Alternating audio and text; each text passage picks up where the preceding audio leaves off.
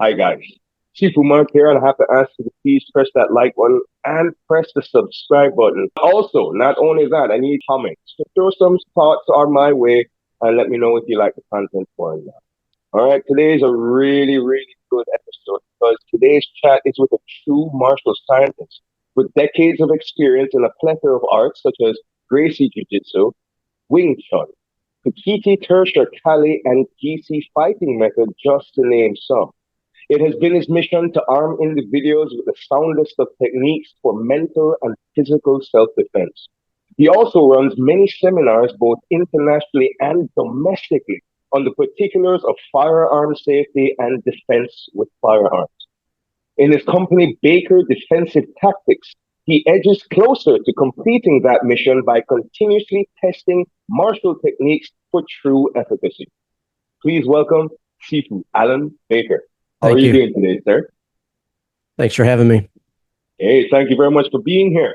I know, as we were talking earlier, and as I said, I have to thank you very much for accommodating the time. I know it's not the earliest of times right now, so let's go ahead and jump straight into the interview, so you can get me out of your hair. Okay. So, first question, sir. How did you start martial art? Well, at a young age, a letter was sent home to my parents, and it asked them to put me on medication so that they could control me and handle me at school. I was, ADHD. I was all over the place, and fortunately, Mom decided not to, and she wanted to start looking for other options.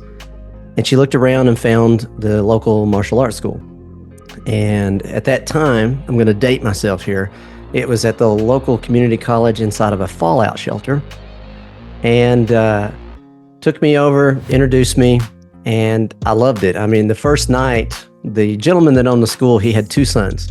And obviously, they had done this their whole lives. And somehow I ended up sparring with these guys on the first night, and they just beat the mess out of me. I mean, I remember it to this day, and I loved it. I mean, I knew at that moment, I'm going to be doing this the rest of my life. These are my people. And that was my first introduction to it. What style? What style of martial arts was it? It was Ishinryu karate. Did you go pretty far in it? I think I made it up to a green belt in that system, if I remember correctly. Now, this is about 44 years ago, so I might be wrong. All right, no problem. And then where did it progress to from there? At that time, for a kid my age, I could mow the neighbor's yard, wash cars, rake leaves in order to make extra money.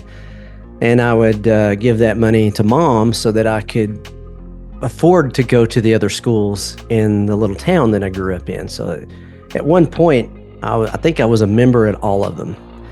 And different nights I'd be, at a Bondo class, I'd be across at a Tung Sudo class, I'd be back at Ishinryu.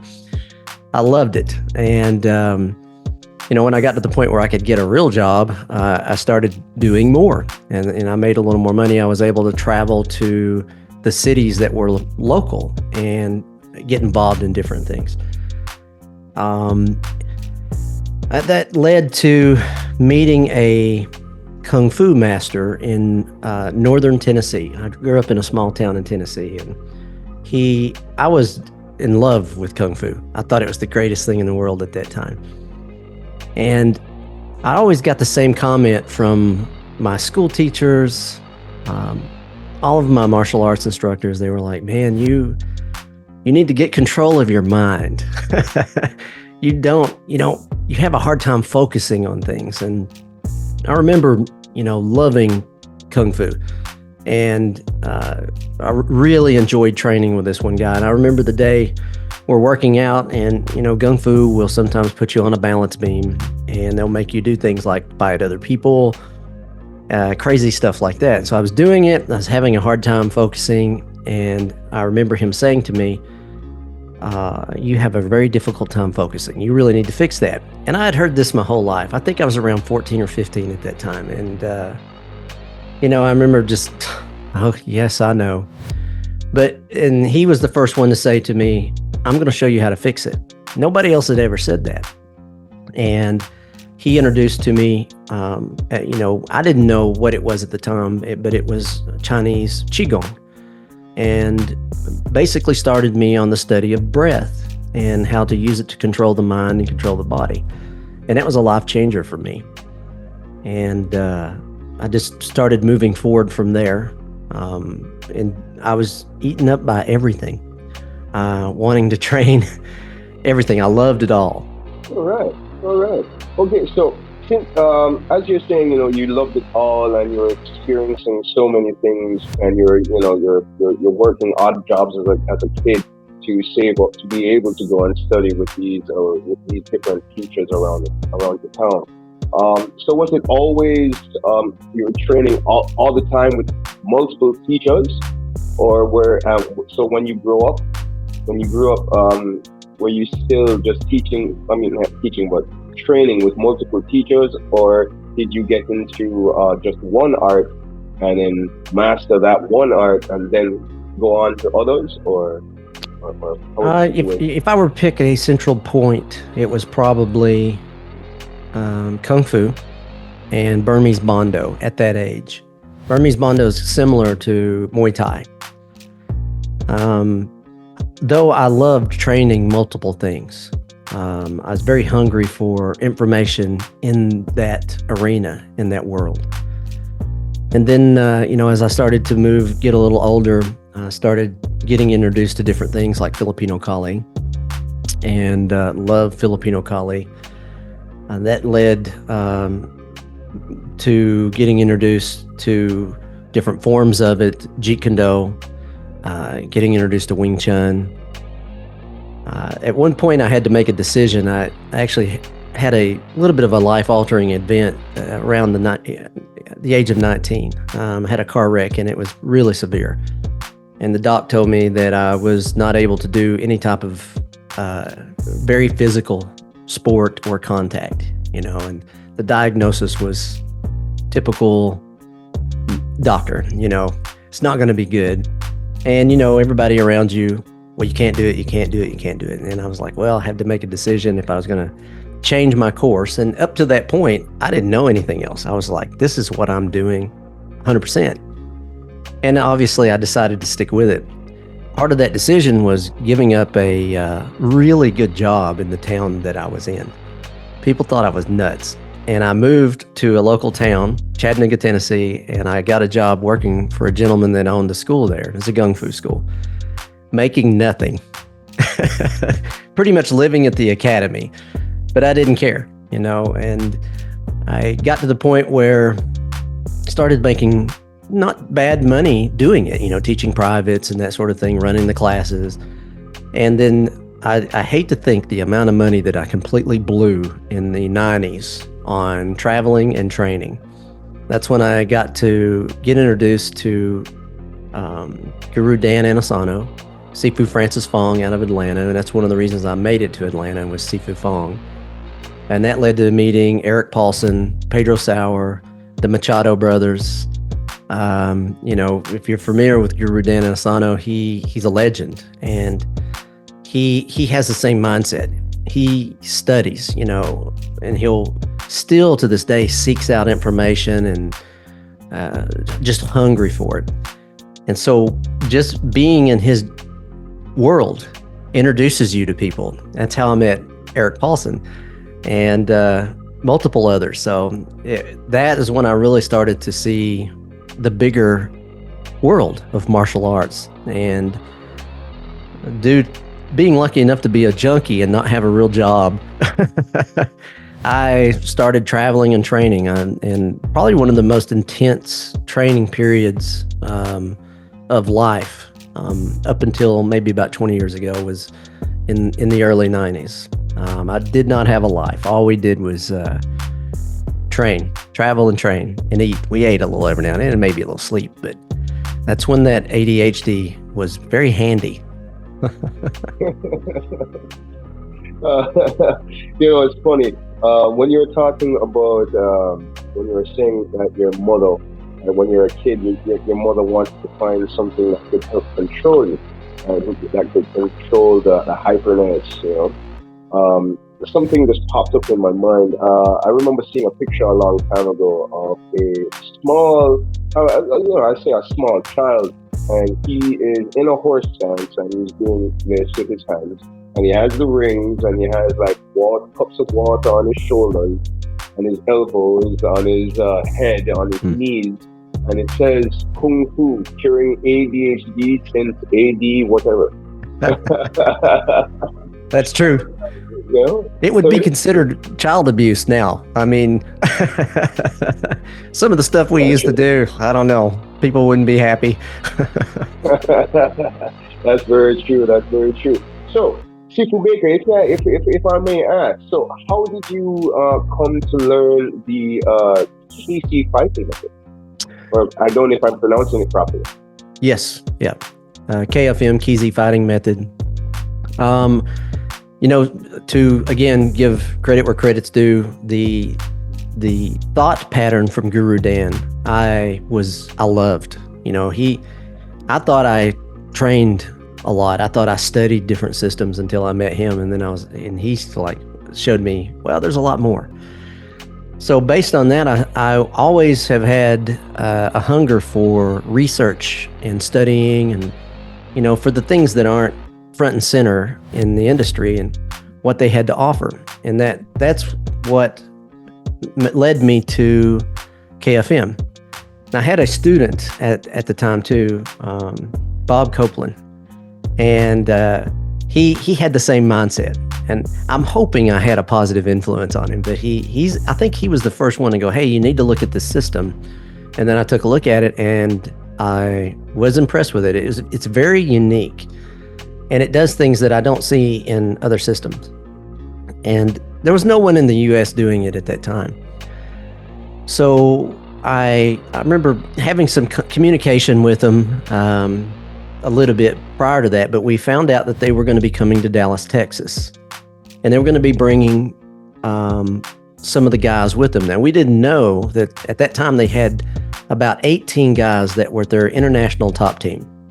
These were the best students they had. They were going to bring all of them. And whoever they had set this event up with in Texas, he said, we're going to have a lot of people here. It's going to be a huge crowd. So they rented this place. And so Bob and I, we said, okay, we're going down for this. And we show up and it wasn't a big crowd. Actually, they outnumbered us. So we ended up in the room with those guys for about 3 or 4 days. And there might have been 8 or 9 students and then this international top team. And it was something watching them. And that was the first time I got introduced to Husto and Annie Norman. At that time, they were good friends and they were co-founders of the system. And I specifically remember we didn't plan it, but we ended up staying in the same hotel. And there was generally like a language gap. They didn't speak very good English, so I remember Andy was having to translate a little for us. And we met him in the hotel lobby. So Husto was there and probably 8 or 9 of the guys from that team. So I asked the question. Sorry, may I interject? They are from Spain, right? Yes, in different parts of the UK. So Husto was out of Spain. And my question, we'd been training, and it was a question about the Pensador, how he, used it to protect himself, and so to have defense and offense at the same time. And he tried to explain it to Andy, and Andy tried to explain it to me, but he got a little frustrated. So I didn't know what he was getting ready to do, but he said he was just going to demonstrate it. So he said, ask these guys to come in. And at the time, they trained like this all the time. If you didn't know better, you'd call the police watching them train because it looked like a brawl.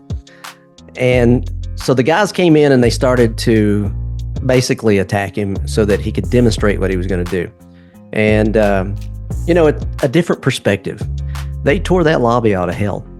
They they knocked the couch over. There was a little table. I remember them pushing it, knocking it out of the way. And it didn't last long, but it was long enough to kind of, I got the point. And I remember sitting there watching that going, I had never seen anything like that. And I was like, okay, I'm in. I'm going to pursue this. And that trip was what introduced me to it. And I've been connected to it ever since. Thank you very much for telling us how you got into it. So, what exactly is the PC fighting method?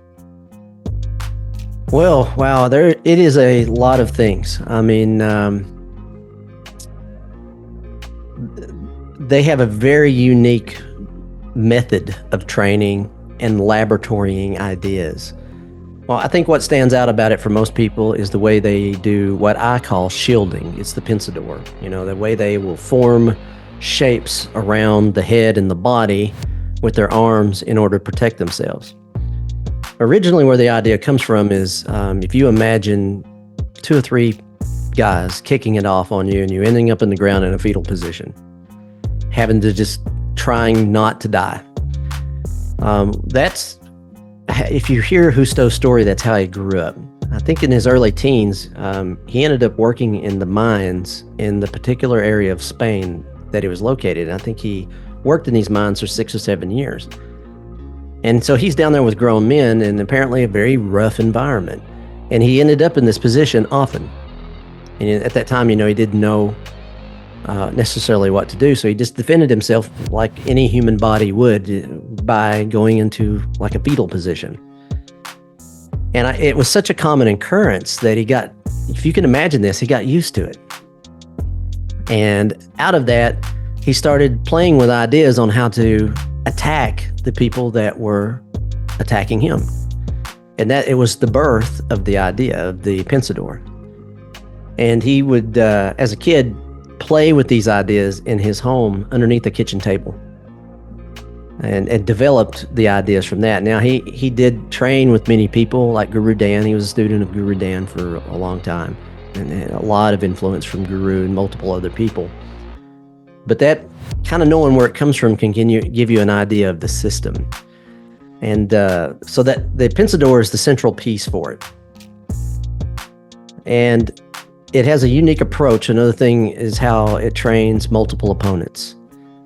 And, a lot of times when you do martial arts and you start to study the topic of multiple opponents, you tend to kind of want to line them up. And that is a good idea, if I can. But if I am in a hallway or an elevator or in a bar and there's tables, there's other people, or I'm dealing with more than one, I don't always get to run. I don't always get to make distance. And that is where this operates. As you have them coming in closer to you, that's where it shines.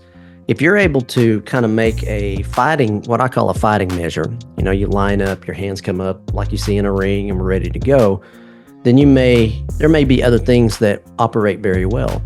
But in that tight, close environment, it operates extremely well. And it takes the pensador, the shaping, and it will create offensive tools out of this defensive position. So you can generally exist in both, which you don't see in too many different systems. So that's a general idea of it. And one of the things additionally that stands out is the thought tools that they use to train. I was talking to someone this week about one of them, which I refer to as the around the world drill. And what that is if you imagine a human body standing, squatting in a kneeling position, a seated position, then laying on the ground. They have that is the drill. And what they do with the drill is they'll say any technique that we learn, an elbow, a punch, anything, we want to be able to do it in any position against another opponent who might also be in any of those positions. So you might end up seated fighting a stander, kneeling fighting a kneeler or a stander. And so they'll use that framework to train different ideas. And you might end up in a position that, you might look at that and go, I just wouldn't be there. But sometimes you don't have a choice, and you may be able to fight your way out of the position and get back to something that's comfortable. But the way they look at it is they don't want to be in a position where they don't have an answer. So they go, well, let's at least train an idea, our fundamental basics in each of these positions and figure it out and get good at it in case we're stuck. Even if it's for a little bit, we still have the ability to deliver destructive force to an opponent. And that's pretty unique. Most systems, jiu-jitsu, they start on their knees, unless they're specifically training hand fighting or pummeling. That's what they do. Whereas a kickboxer might not start there that often. They're more prone to the standing position. So they spend a lot of time there. They don't necessarily find those mechanics in those other positions. Another unique thing that they did, and you mentioned the video earlier with Kevin and Sensei Seth, is they will look around and say, what are common structures that are around us? And a very common thing are walls, corners, chairs, tables, people. And they'll say, well, I'm going to take all of these positions out of this drill and I'm going to put it in against a wall. And I want to understand the mechanics on the wall. And of course, you could come off the wall, maybe, if you don't have two guys there holding you against it while you're doing all of this. But again, if I'm stuck in that position, I want to know and understand the mechanics to deliver ballistic force and survive. And if you know it, you're comfortable with it, then it's not a out of position idea. And we can go back to the philosophy of Bruce Lee. He would say, if you're a boxer, I'm going to throw you. All right, I'm going to take you out of your element. If you're a wrestler, I will box you. So what he did is he would recognize what you're used to. And then he'd say, I'm going to take you out of it and put you in a position that you're not comfortable with. And that is an advantage for him. Well, if we could figure out a training method that we could have a good fundamental basics in those out of position places, then it's harder to do that to us, which increases our ability to survive if we end up there. And that is something that I have seen uniquely from Justo's training philosophy. Of course, you do see it in other systems like Filipino martial arts. I mean, they'll stand in a river or on the side of a hill. And, I remember years ago training stick work, standing, kneeling, sitting with Guru Dan. So, it's not solely in that system. It's just the way they thought about it, and they created a outline for training for it that I thought was very unique. Thank you very much, Sifu Baker, for speaking very, very, very well on the efficacy itself of the TC fighting method. So it comes from Justo, you said it is, correct? Yes, Justo Dieguez. Justo Dieguez, and it comes from out of his experience from, as you said, from being attacked early on in the mines in the earlier part of his life, and so on. So that's where the pensador, you said, it's called, right? The thinking man, pensador. Thinker, right? Okay, cool.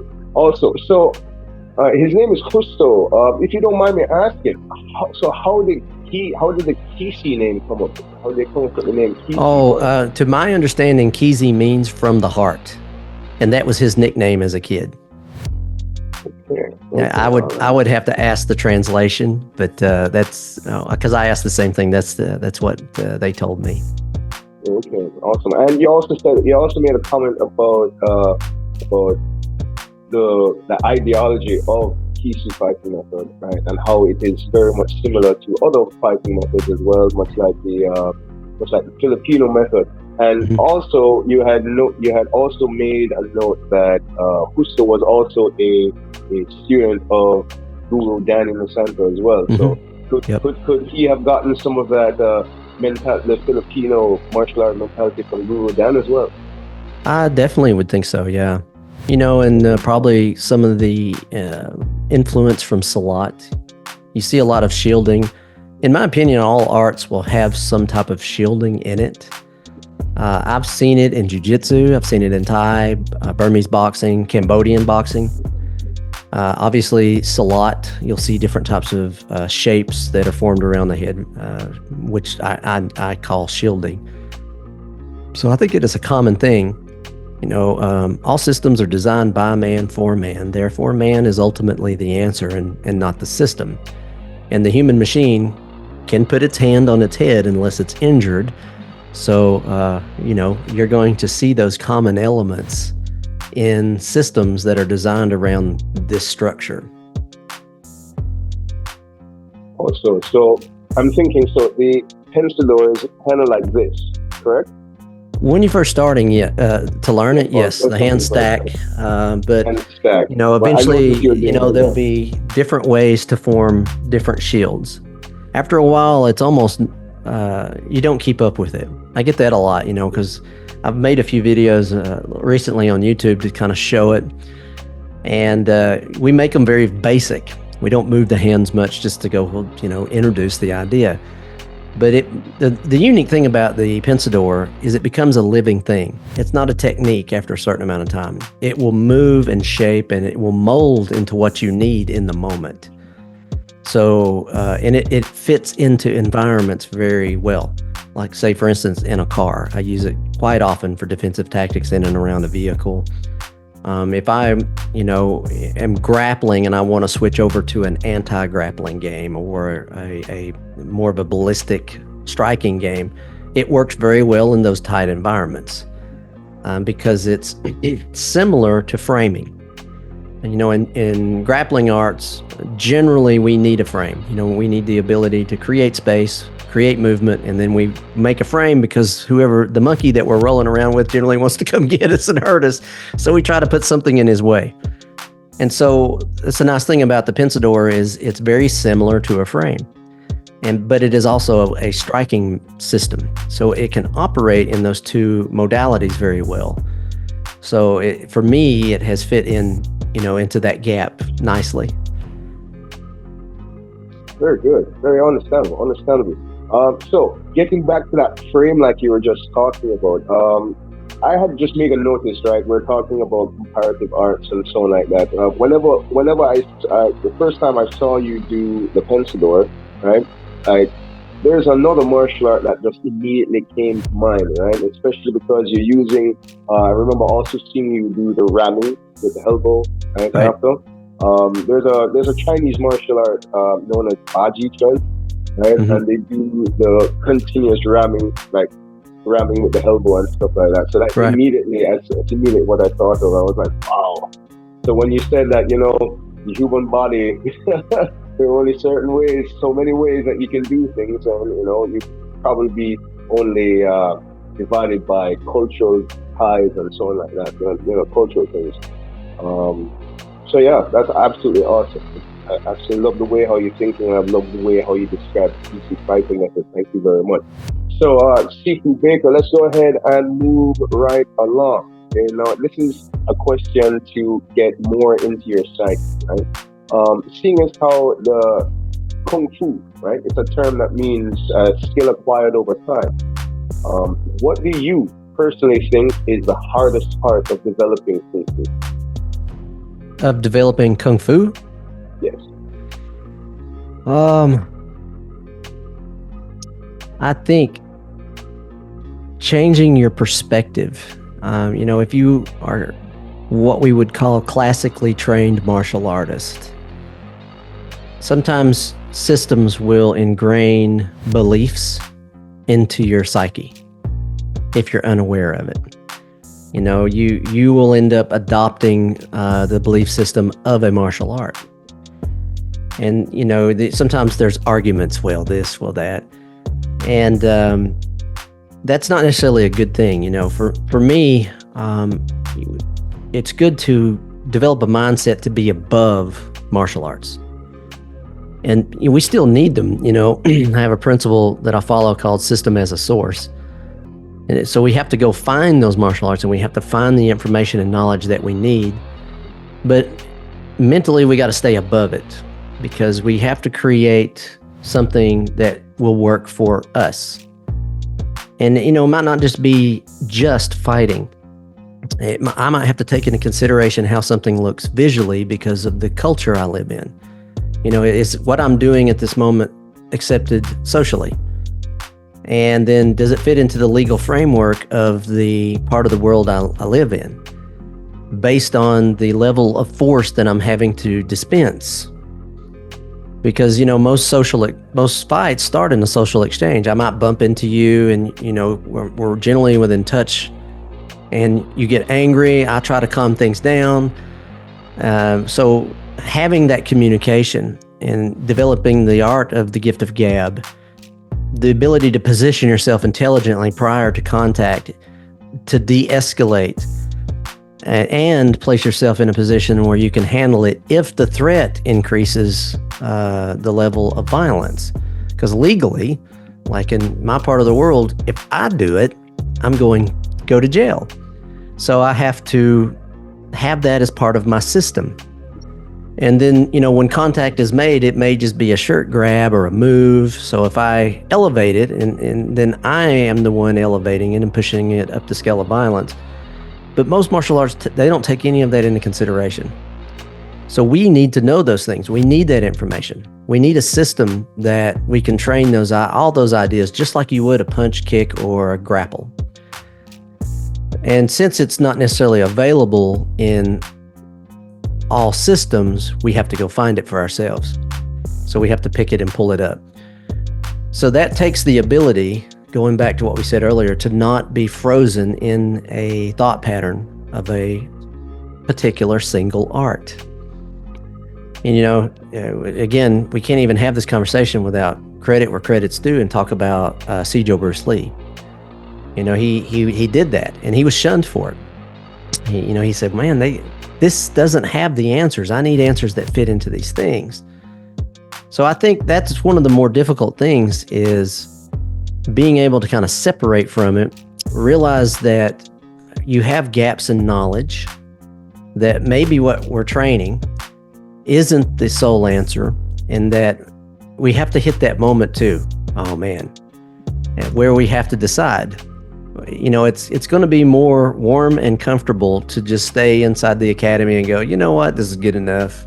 This will cover all the bases.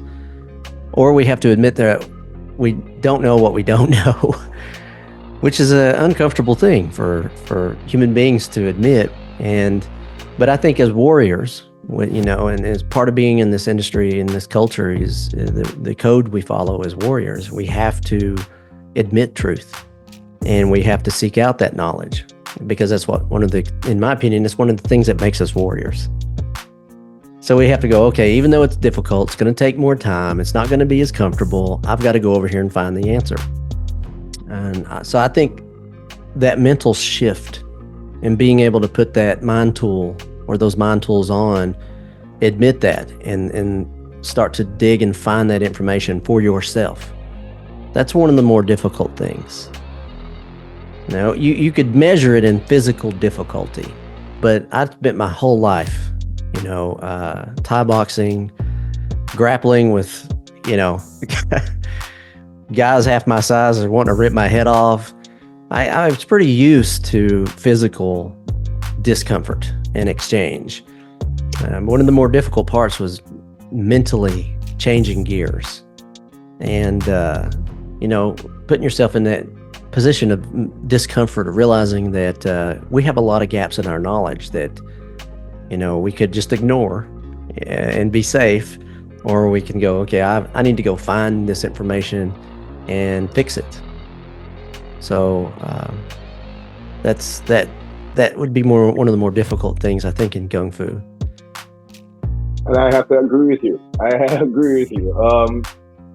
Not for not wanting to mirror exactly what you said, but it's very true. It's you couldn't have said it any better. We do find ourselves adopting the perspective and the ideology of a particular martial art, especially the longer we stay there, right? And it's not even so much the martial art. We start to adopt the same perspective of the teachers of our teachers, right? And that's something that nobody really even thinks about too often. So that ability to change perspective and go a different way, okay, is something that is, you have to have that kind of perspective in order to do that. And I fully agree and fully understand. With that said, being a teacher of defensive tactics, multiple, having teacher, instructor level in multiple different martial arts. And I do have to ask you, how has all of this martial training influenced your career, your mindset for your career? Oh wow, one of the unique things that I got on the way up is I would call them mind tools, and I didn't really learn all of them on the mat. Now, a lot of them came on the mat. Some of them were between class.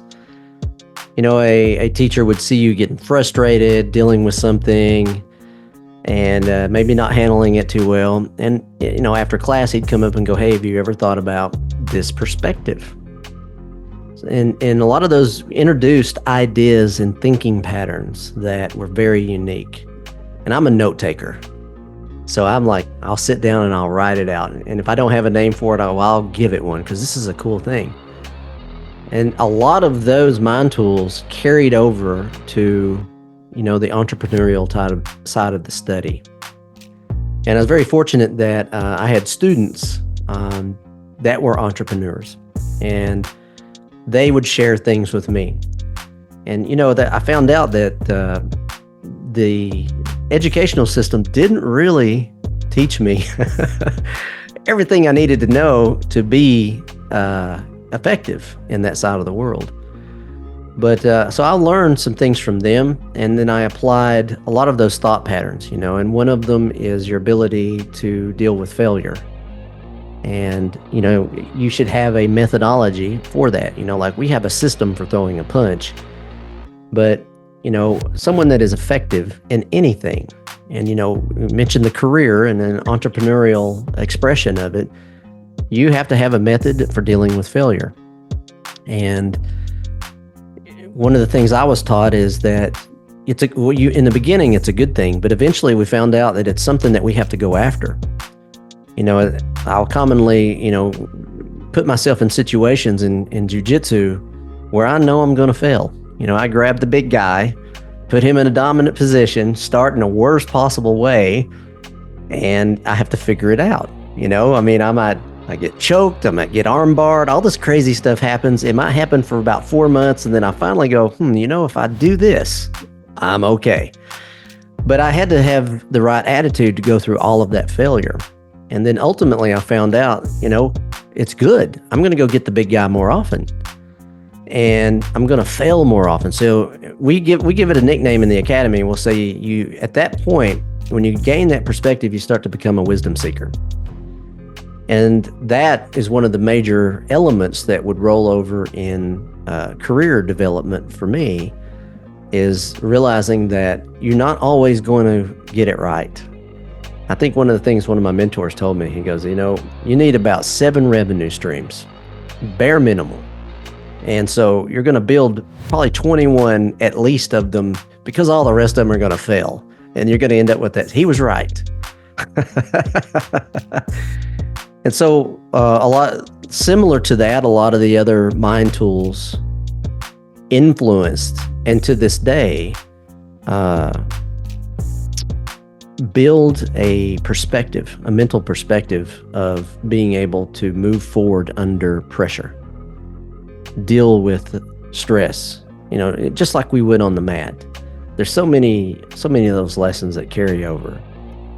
And, that allowed me to do just those things, to build different revenue streams that were connected to the industry.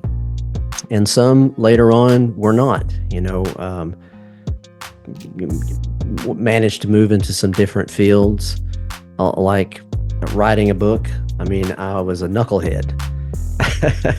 My job was to punch people, but I never thought I would, be able to put all those notes together all those years and make a book out of it. And here I've done it 3 times, and I'm editing number 4 now.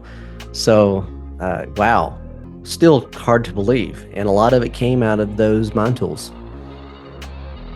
Understandable. Mind tools are necessary, and trust me, if you don't have them, you need to get them. Definitely, I understand. Mr. Baker, thank you very much. Now, speaking of mind tools, because most likely it's going to be one of the mind tools that's going to be the answer to this question, right? But which one of them is it going to be?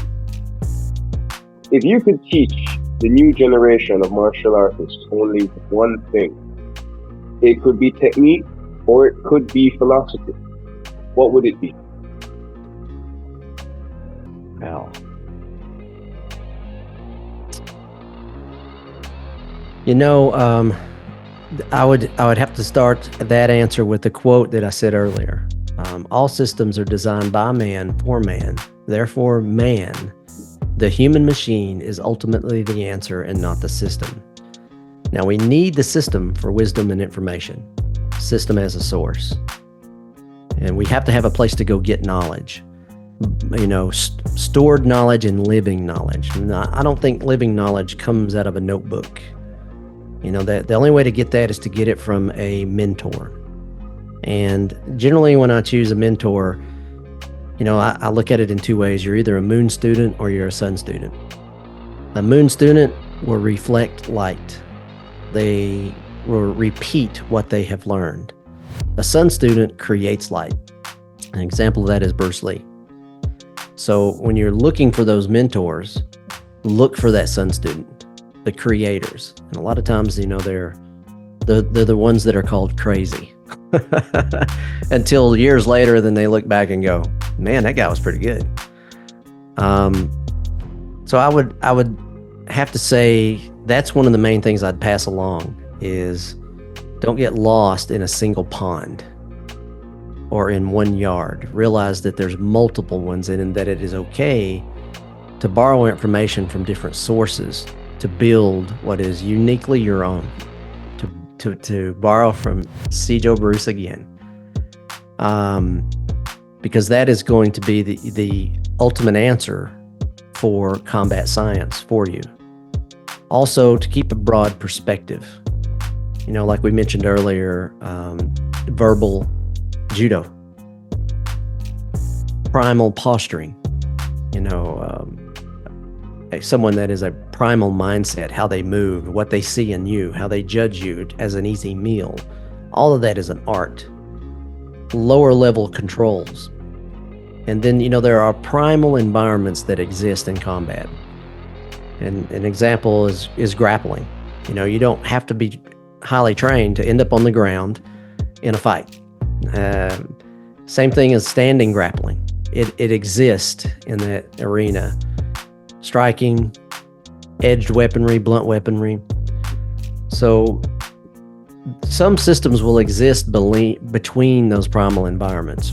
A good way to know if it is primally based is, does it happen in a violent exchange without training? And so some of those ideas you have to have training for it to work. Some not so much. So the ones that happen without training, those are your primals. Then those are the ones you need really good answers in, high percentage answers that are very effective. And those where you get your numbers and get good at it. And if you could do that in each of those primal environments, you've got a pretty good blueprint for success.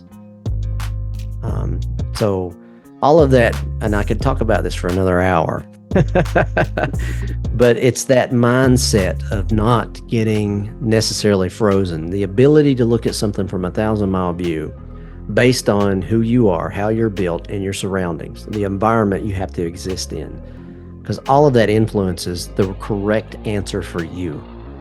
And it might not be the correct answer for your neighbor. And so sometimes if I just go accept the system as, this has all the answers, that's not necessarily true. One of the other things we'll say commonly, and as a mind tool or a filter to keep me, to make sure I'm not falling into that trap, is to think the thought the thinker thought when he thought the thought. So in other words, the guy that built this system, who was he? Why did he build it? He may be someone that was not a very strong individual. He may have been small framed, and he was always in a bad position. So what that tells me is that whole system was built behind time, as opposed to other systems. And this is very true if you look at them through this filter. They may have been built by an individual that was very physical and very strong initially. So he had a very aggressive game. So his whole system was built on that. That's an important thing to know. And a lot of times, we don't take the time to find that out. That perspective and not just accepting it for what it is, but trying to look through it and finding out, those common threads of truth that will fit what you need individually. Sifu Baker, you have a way of saying things that just make me smile, because it just makes me, it just literally boils your whole point down to just one thing, right? Like when you just said, quote, you think the thought, the things the thought, the time you thought it, right? That just makes me literally think about what you just said, and like what comes to mind are two things. One, Kyokushin, right? Because you said, it could have been based on being strong, right? As soon as you said that, thought of Masayomo Kyokushin karate, right? But then I also thought about what we were speaking about before, the TC fighting method. Think the thought, the things they thought while he was thinking it. Right. Well, as you said, in the fetal position on the ground while people are kicking you, well, this is going to be the way to shield yourself. Yes. Everything ties in. Sifu Baker. I'm loving it. So this is a great conversation. Thank you very much. Well, right? Awesome. So, with all of that said, we're going down to the last question. All right. Of course, the hardest one. How can you be contacted? Someone sees this interview, Sifu Baker, and they say, I need to speak to Sifu Alan Baker right now. How do they contact you? Probably the best bet would be my main website, which is sifualanbaker.com, SIFUALANBAKER. And there's a contact page on there to get in touch with me. Plus, generally, you can find everything I'm involved with through that site. Contact information for Sifu Alan Baker will be in the description down below. Also in the description down below will be a link for Feiyue shoes. If you need Feiyue shoes, go ahead, click the link down below, get the best deals, get the best prices, all at Feiyue shoes. Also, if you need some merch, go ahead, support the channel, get yourself a Wynter Tai notebook, available right now, Amazon. Go ahead, link down in the description. Sifu Alan Baker, I want to thank you very much for the time that you have taken to educate me on PC fighting method, as well as your story, sir. It has been fun. It has been real. Thank you. Thank you.